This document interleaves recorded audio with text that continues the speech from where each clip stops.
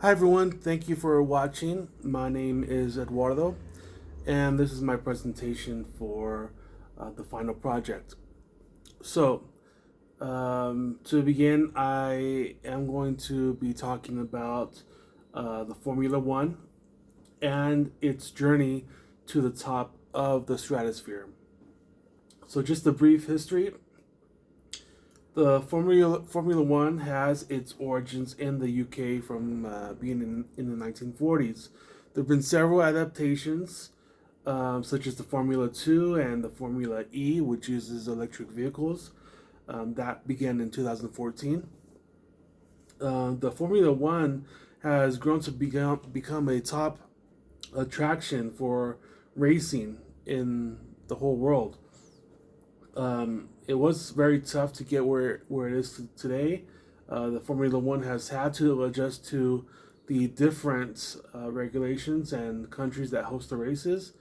So in this case, I'll be referring to the United States as it relates to the Formula One races. If we talk about the business environment, so the Formula One F1 was created by a British man in the early 1900s. Um, After much thought, the rights of the F1 were purchased by an American media company that is named Liberty Media.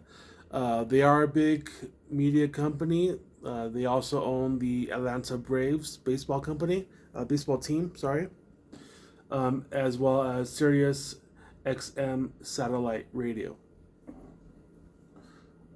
So since they've obtained the majority share of the F1, their main intention has been to increase the viewership as however possible. So this was difficult, especially during the year 2016 when there were a lot of changes in the world, such as the main change was former President Donald Trump. He was elected and began his presidency that year. Um, if we look into the free trade agreements, we know that there is a free trade agreement um, with Mexico and United States, Canada. There are also free trade agreements between the United States and countries in the United Kingdom. So a free trade agreement we know is an agreement between two or more countries that helps to reduce anything that may discourage or block imports to and from the agreeing countries. As we look into clusters and local economies, in the Formula One, there are drivers and racing teams that have origins from many parts of the world. So there's people from all over the world that are drivers or part of the racing teams. Um, and although the F1 is majority owned by an American company, the F1 has a strong presence in many countries around the world. If we look at the attendance, the greatest attendance has been in Great Britain, Australia, and Mexico. They've had over 300,000 spectators. Looking at the economy in Mexico with regards to the F1 competition, there's a few takeaways there. The GDP saw a reduction of 0.5% from the previous year. The Mexican peso saw a steep decline. The peso fell below 22 pesos to the US dollar. Looking into the primary, secondary, and tertiary sectors, so the primary sector we know is the extraction and development of natural resources. Secondary is building and manufacturing of finished goods, and tertiary is the retail and distribution of services or products. Relating this to the F1 competition, the primary sector would be the process building the race cars from carbon, aluminum, and other raw materials. The secondary would be the actual manufacturing of the vehicles and getting them ready for competition. And the tertiary would be the retail of souvenirs and goods in each of the hosting countries, and the sale of tickets to the consumers, which can all be included in the tertiary sector.